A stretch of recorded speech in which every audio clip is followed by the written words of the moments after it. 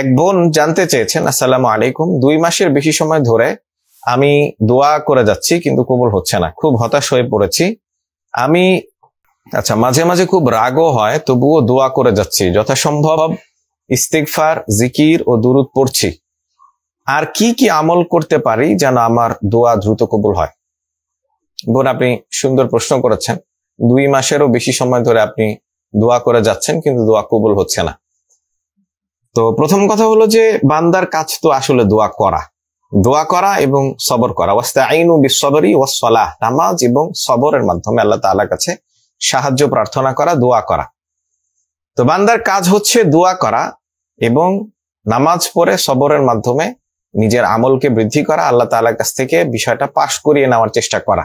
এটা হলো বান্দার কাজ। আর দোয়া কবুল করা এটা আল্লাহ তাআলার ইচ্ছার উপরে, ইচ্ছাধীন। আল্লাহ চাইলে কবুল করতেও পারেন, নাও করতে পারেন। এটা নিয়ে বান্দার অস্থির হওয়ার আসলে কিছু নাই। বান্দার কাজ হলো সে দোয়া করতে থাকবে। আল্লাহ সুবহানাহু ওয়া তাআলা যখন চাইবেন কবুল করবেন, যদি না চান কবুল করবেন না। এটা আল্লাহ তাআলার ইচ্ছা, আল্লাহ তাআলার ইরাদার সাথে সম্পৃক্ত। সুতরাং এটা নিয়ে অস্থির হওয়ার কিছু নাই।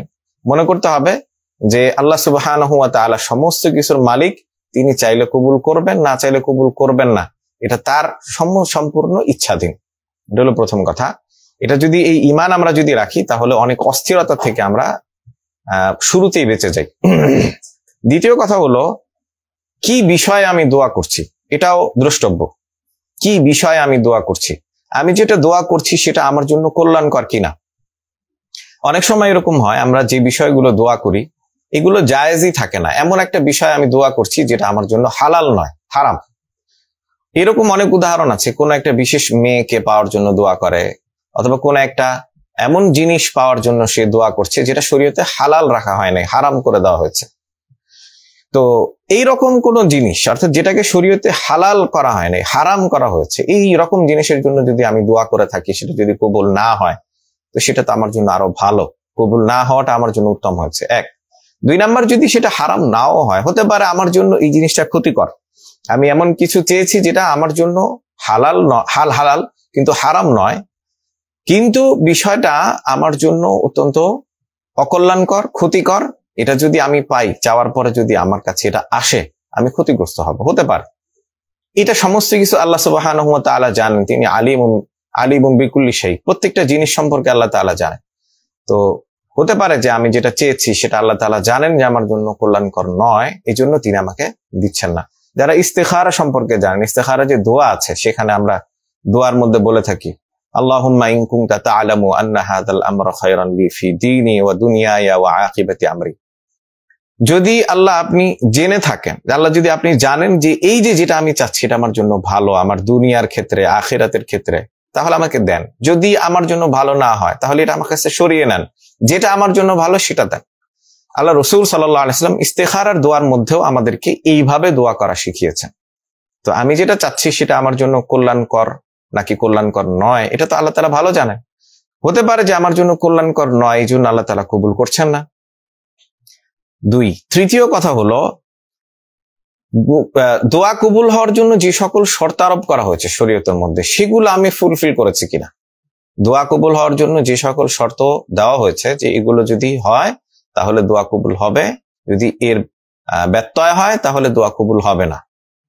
যে শর্তগুলো করা হয়েছে, এই শর্তগুলো আমি ফুলফিল করেছি কিনা, এটা একটা প্রশ্ন।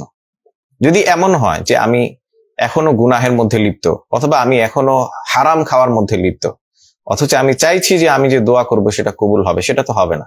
নবী করিম সাল্লাল্লাহু আলাইহি ওয়াসাল্লাম হাদিসের মধ্যে বলেছেন, যে ব্যক্তি হারাম খায়, যার শরীর হারামের দ্বারা তৈরি হয়েছে, তার দোয়া কোনো সময় কবুল হবে না। ফলে এটাও আমাকে আগে নিশ্চিত করতে হবে যে আমার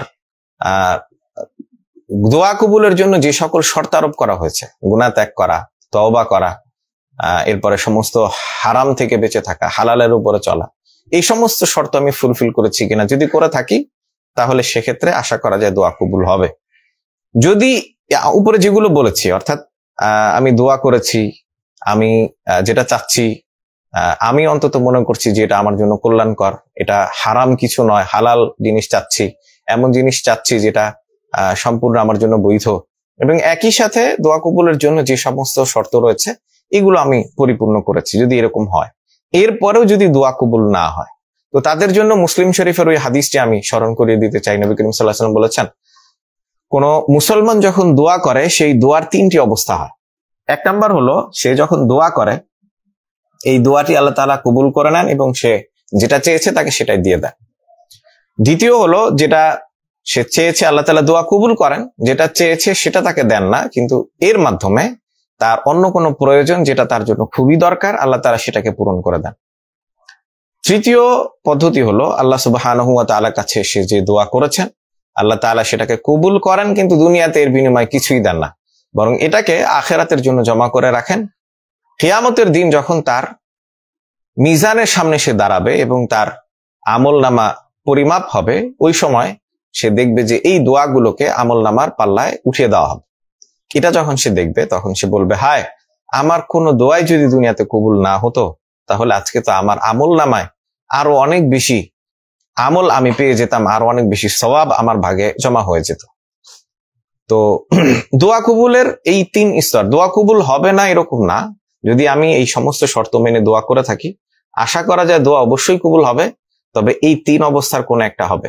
আমি যদি কোনো কারণে না পেয়ে থাকি, আমি আশা করতে পারি যে এটা আমাকে আখিরাতে আল্লাহ সুবহানাহু ওয়া তাআলা দিবেন এবং সেটা আমার জন্য বর্তমানের চেয়ে অনেক বেশি দরকারি হবে এবং তখনকার সওয়াব আমার জন্য অনেক বেশি প্রয়োজনীয় হবে।